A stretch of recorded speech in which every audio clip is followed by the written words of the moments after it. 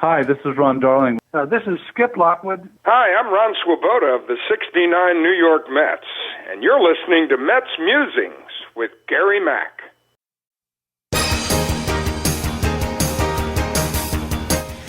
Now it's time for some New York Mets baseball talk. Here's Gary Mack bringing you the latest news and analysis from Mets Nation and the world of baseball on another edition of MetsMusings.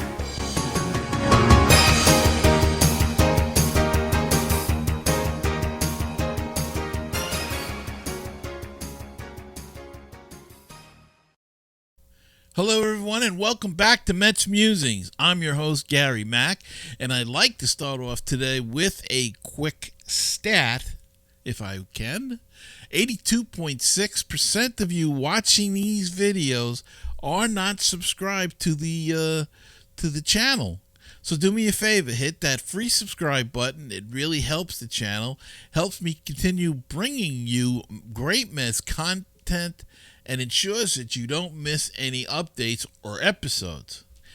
And while you're at it, hit the comment button and leave a comment and let me know how I'm doing with the show, things you want to see, things you don't want to see or hear. Just leave a comment there and we'll be glad to read them and get back to you if we can. So, thank you in advance, and now let's get right into it. Well, the Mets finished their West Coast trip with a 3-game set in against the Colorado Rockies last weekend, and Kodai Senga pitched 6 strong innings, giving up just 1 run, striking out 6. Ryan Stanek escaped a big jam in the 8th thanks to a heads-up unassisted double play by Brett Beatty. Edwin Diaz pitched a clean 9th for his 14th save. Francisco Lindor, playing through a broken toe, came off the bench in the 9th, hit a clutch 2-run double to give the Mets the lead. Ronnie Mauricio hit his first home run of the season in Game 2 of the series as he began his little breakout there, finally getting multiple hits in a couple of games in a row. So Mauricio showing he's got some pop there in his bat. Clay Holmes came up big, stranding 8 runners. Opponents are now hitting just 120 with runners in scoring position against him. And in Game 3 against the Rockies last Sunday, the Mets crushed 6 home runs, 2 each from Alonso and Jeff McNeil. Juan Soto had a perfect day at the plate, reaching base 6 times and scoring 3 runs. Tyler McGill got the win, and Paul Blackburn finished the game with 4 solid innings. And then the Mets were able to come home and open up a homestand against the Washington Nationals. Now, the Nationals are a good young team. They're on the rise. They're not there yet, but they gave some fight to the Mets this week. And on Monday night, the Mets pulled off their 6th walk-off win of the season, beating the Nationals 5-4 in 10 innings on a clutch single by Jeff McNeil. It was a rough beginning for Griffin Canning, who gave up early runs and back-to-back RBI hits from C.J. Abrams. But the Mets didn't fold. McNeil and Juan Soto chipped away, and Soto lit a spark in the 8th with an RBI double. And Pete Alonso followed with a game-tying double of his own. 5 relievers held the Nats scoreless after the 6th. Edwin Diaz dominated the 9th. Reed Garrett escaped a tense 10th inning, and that set the stage for Jeff McNeil again, who ripped the game winner to right field, scoring Luis Angel Acuna from second. And that was it. The Mets won. Game 2 was all a pitching masterpiece as David Peterson was magnificent, going 9 innings, giving up 6 hits, no walks, striking out 6 on just 106 pitches. It was his first career complete game shutout, and his ERA went down to 2.49. In the 8th inning, Tyrone Taylor made the defensive highlight of the evening, making a perfect throw from center field, gunning down a runner at the plate to preserve the shutout. Just an absolute gem on the mound and in the field for the Mets. And the bats stayed hot. Brandon Nimmo blasted 2 home runs, his 11th and 12th of the year. Juan Soto crushed another solo shot against his former team, making it back-to-back nights with a home run. And Pete Alonso continued his hitting, added an RBI double in the first inning to start the pressure on the Washington Nationals. And in the finale, the Mets completed the sweep with a 4-3 win, but not without some drama. Kodai Senga was dealing. He was 5 2/3 shutout innings in with just 1 hit, 1 walk, and 5 K. And his ERA was lowered to 1.47, but unfortunately he left with a hamstring strain after covering first base. He's headed for an MRI, and the Mets have now officially placed him on the 15-day IL with a right hamstring strain. So what does that mean now for the rotation? Well, luckily, David Stern has been building up the surplus, if you will, and has other options. Now, Paul Blackburn just came back off the IL, so he is with the Mets. He's currently in the bullpen, as we said. He pitched 4 innings. He could be moved into the rotation, but don't forget Frankie Montas and Sean Manaea are both into their minor league rehab starts and could be back rather soon. So, the Mets do have some options there. In fact, they have a lot of options, and some of them, one of the current starters might get actually sent back down. Hard to believe, but or moved to the bullpen even. The way they've been pitching, it's hard to believe that they would do any of that. I would leave it intact as much as possible and try to work Montas and Manaea in. I don't want to get rid of a Canning or a Blackburn or even a McGill, send him down to the minors. He does have minor league options, so that could be something that they do. But I don't know. We'll have to see when that comes about. But back to yesterday's game, Jeff McNeil stayed red hot. He launched a 3-run homer in the first. It was his 4th in 5 games. Brandon Nimmo added a solo shot in the 5th to make it 4-0, and the Mets would need that extra run as Ryan Stanek ran into trouble in the 9th, giving up 3 runs on a walk and 3 singles. But Edwin Diaz came in and locked it down, earning his 15th save and securing the sweep. Tyrone Taylor, there's that name again. He made a terrific catch in the 6th to rob Luis Garcia Jr. of a run-scoring hit. And this catch was very reminiscent of the catch that Tommy Agee made in the 1969 World Series, going to his left and diving in right center field on the warning track and coming up, making a diving catch. Very reminiscent of that catch. So Tyrone Taylor has been playing really great center field, and his bat, he's been getting some key hits as well. So, Tyrone Taylor was a great pickup for the Mets. Pete Alonso doubled in a run and extended his on-base streak to 19 games and his hit streak to 8 games. And the bullpen, Castillo, Brazoban, Stanek, and Diaz held on to keep it close, and then Diaz closed it out in the 9th. So now the Mets have won 6 straight, swept the Nationals to improve their home record to 27-7, and they are going to be getting ready for the Tampa Bay Rays, who will be in town starting tonight.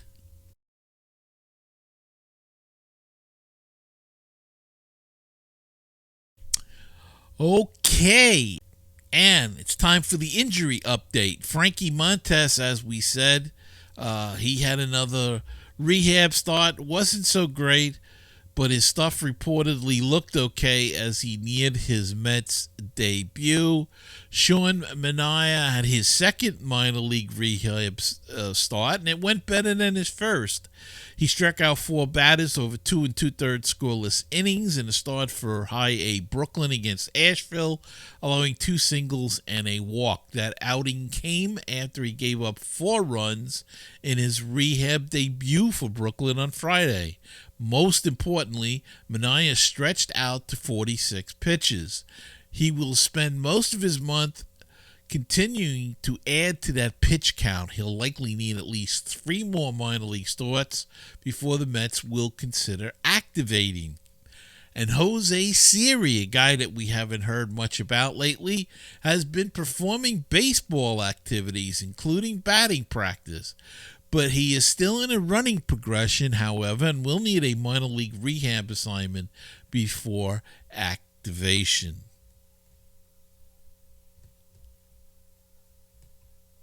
And in other news, the Mets have some decisions to make in regards to their rotation after the injury to Cody Senga. But in the meantime, they have decided to bulk up their bullpen. According to multiple reports, the Mets are set to call up right-handed pitcher Max Kranick from the minors to take Senga's spot on the team. And when they officially place him on the injured list. So the word is that they placed him and Kranick will be up, so the bullpen will have a fresh arm in it. In other news, the Mets signed right-hander Julian Merriweather to a minor league deal. The Mets have also swung a deal with the Giants to acquire right-hander Justin Garza, who actually came in and pitched in a game already and looked pretty good, in exchange for cash considerations. On Monday, the Mets selected his contract and optioned Brandon Waddell to AAA Syracuse. So that's all the latest content that we have for now. And sad to hear about Kodai Senga getting hurt, but at least they have some decent options to go to this time around. All right, let's take a break and be back right after this. Baseball and BBQ, your place for interesting baseball talk, opinions, and history. Baseball and BBQ, your place for barbecue recipes, tips, and interviews from the world of barbecue. If you like baseball and if you like barbecue, then tune in to Baseball and BBQ. Find us on iTunes, Stitcher, Google Play, and BaseballTalkRadio.com.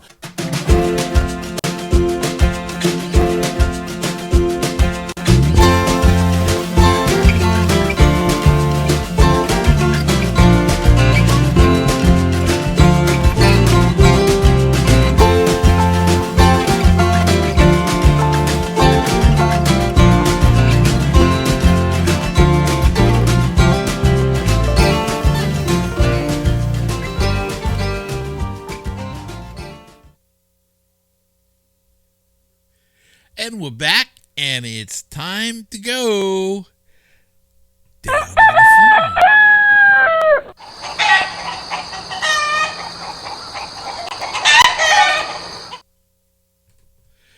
Well, let's check out some of the prospects and see how they've been doing. But first off, there was a concerning scene in Binghamton last Friday night where Jet Williams was hitting the helmet by a 98-mile-per-hour fastball. The organization's top hitting prospect walked off the field under his own power, so he was okay. He played really well in the series. After that, it didn't bother him getting hit, apparently. He was back in the lineup 2 days later. He finished the week with 6 hits, including 2 doubles. Also had 5 walks and a stolen base.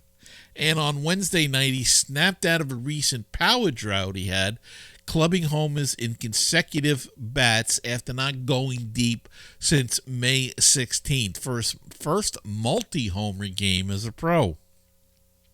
The 14th overall pick in the 2022 draft reached base in 3 of his 4 plate appearances walking for the 6th time in 8 games. Brandon Sproat, who has faulted after starting the season as the organization's top pitching prospect, was excellent in his last outing, hurling 6 scoreless innings and striking out 4. Jonah Tong is that guy again. This guy is unbelievable. I don't know how they're going to keep him down on the farm once that he saw Paris. Jonah Tong remained unhittable last week over 5 innings in his start for the Binghamton Rumble Ponies. Tong didn't allow a hit, walked 3, and struck out 11 batters. This guy has just been so impressive. You can't even, there aren't words.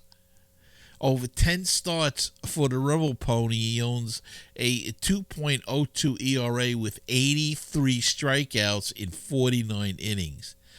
He's just been magnificent, Jonah Tong. So remember that name, folks. He's coming, and he's coming fast. Carson Bange had a solid week. Bange led the team in several categories, including hits. He got 6 doubles, 3 runs, 5, and tied for RBIs with 4. Bange also recorded a stolen base. The outfield has seen his OPS drop a bit, but it remains great at .902. Another guy that's come at the Cyclones, and I am really surprised that he hasn't been promoted to Double-A, but maybe it's a good thing. Maybe they're letting him get a good seasoning at High A, and then bring him to Double-A, and he can get seasoned there a little bit more. But he's just having a really good year. Jonathan Santucci delivered arguably the best start of the week for the Cyclones, continuing his resurgence after a rough start to the year. Santucci struck out 5 over 5 1/3 innings, lowering his ERA to 4.32. His ERA over his last 4 starts is 0.44. Got off to a rough start, the second round pick did, but has really come around lately. Nate Dome and Joel Diaz also delivered solid starts. Dome struck out 6 over 5 scoreless innings, while Diaz allowed 1 run in 5 innings. Dome now has a 2.51 ERA in Brooklyn and a 2.95 ERA overall, while Diaz lowered his ERA to 3.3. Let's take a look at standings. Syracuse is at 29-37. They are in 7th place, and they are 14 games back. Binghamton is 40-19 on the first half. They are in first place, and they are 8.5 back. They are 8.5 games in the lead. Looks like they've got a great shot at winning the first half title. Brooklyn is 41-19. They are also in first place in their division, and they have a half-game lead, so they're fighting for that first place, the first half of the year title. St. Lucie is 32-27. Again, first place. They have a 3-game lead. And then we have the Florida Complex League Mets, who are 9-15, and they are bringing up the rear, and they are 6.5 games back. And that is our minor league report for this week. So get out to a minor league game by you if you're nearby. If you're within the sound of my voice, you probably can go to Brooklyn. So go to Brooklyn, support the Cyclones. If you live upstate, please go to a Binghamton or Syracuse game. If you're in Florida, go to see St. Lucie. And they're a lot of fun. They're enjoyable. And, hey, there's a lot of good baseball going around. And now let's take a scouting report of the Tampa Bay Rays. The Tampa Bay Rays currently sits 3rd in the AL East, trailing the Yankees and the Blue Jays. Despite a modest record, AL East observers see the Rays as a real threat, ranked as the Yankees' top rival in a recent fan poll. Their rotation is anchored by Shane McClanahan, who is expected to regain ace form post Tommy John surgery. Drew Rasmussen returns, but his injury concerns, are something that they worry about, and he could miss some time after elbow procedures. Ian Seymour, recently promoted, earned the win in relieves and adds depth to the back end. Their bullpen, which was rebuilt mid-season, led by closer Pete Fairbanks, setup man Edward Ucita, and a group of high strikeout arms, are pros at discovering hidden relievers, and that's what the Rays do excel at, finding out hidden relievers. Their offense, well, that's a work in progress. They have reliable producers like Yandy Diaz and Brandon Lowe, but after that, it's kind of an inconsistent mix. So that's good with the way the Mets are pitching. So let's hope that holds through this series. Jonathan Aranda is off to a hot start, hitting .302 with 7 home runs and .872 OPS through late May. Junior Caminero is playing third with decent power, and he looks like a good young player on the upside for a long time. Christopher Morel adds some pop to the lineup, but strikes out a lot. And they've got a rookie in center field, and he stole 104 bases in minors and has 7 stolen bases, 22 big league games. His job is essentially elite speed and base running, and creates consistent pressure. The problem is getting on base. You got to get on before you can steal a base. So the outlook for the Tampa Bay Rays, if McClanahan and Rasmussen deliver and offense gets contributions from everyone, the Rays can stay competitive. But we'll see how that all shakes out, and hopefully they won't be too competitive this weekend. The probable pitchers so far, as they have been announced, and that is subject to change. Taj Bradley goes tonight versus Clay Holmes, 7-3 on the season. Bradley is 4-5. Drew Rasmussen goes on Saturday, and he's 5-4, and he's going against Tyler McGill, who's also 5-4.